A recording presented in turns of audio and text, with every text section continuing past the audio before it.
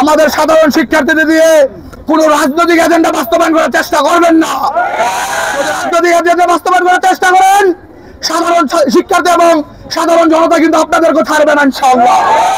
আমি বলে দিতে চাই, একটু আগে যে সাংবাদিক সম্মেলন হয়েছে, আজকে আমরা খবর পেয়েছি বিভিন্ন কলেজে পরীক্ষা চলতেছে। তাহলে কোথা থেকে আসবে এই শিক্ষার্থী? আপনাদেরকে আমাদের এই প্রশ্ন।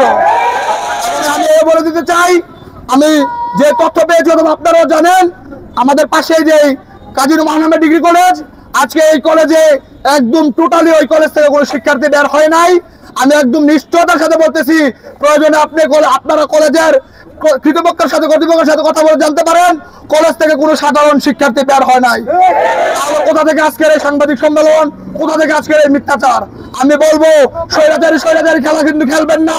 স্বৈরাচারী খেলা বিগত 17 বছর ধরে শেখ হাসিনা খেলার কারণে দেখছেন তার অবস্থা আজকে কোথায় গিয়ে দাঁড়িয়েছে। তো আপনাদের অবস্থা ওই থেকে কিন্তু ভালো হবে না, আমি বলে দিলাম। ইনশাআল্লাহ সাধারণ শিক্ষার্থী এবং ছাত্র জনতা কিন্তু সবকিছু দেখতেছে এবং অন্যায়ের বিরুদ্ধে প্রতিনিয়তই প্রতিবাদ করে যাচ্ছে। কারণ আমরা বাংলাদেশ এই আগস্টে জুলাই আমরা আন্দোলন করে আমরা একটি সুন্দর বাংলাদেশ তৈরি করে, নতুন বাংলাদেশ তৈরি করার জন্য এই আন্দোলন এবং এই বিজয় লাভ করেছি। কিন্তু আপনারা যে স্বৈরাচারী 15 বছর খেলা খেলেছেন, এই খেলা কিন্তু আপনারা যদি অতি শীঘ্র না ছাড়েন, মুরাদনগর তথা সারা বাংলাদেশের সাধারণ জনগণ, বিপ্লবী জনগণ কিন্তু তা রুখে দাঁড়াবে ইনশাআল্লাহ।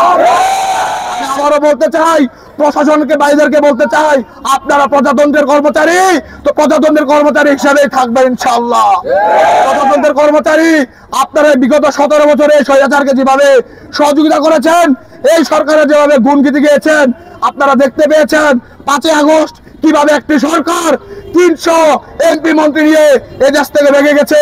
তো ওই স্বৈরাচারের মতো তো আর বর্তমান কোন স্বৈরাচার দাঁড়াতে পারবে না। তো আপনারা যে প্রজাতন্ত্রের কর্মচারী, এটা বারবার মাথায় রেখে আপনাদেরকে কাজ করার জন্য আমরা বিশেষ অনুরোধ করছি।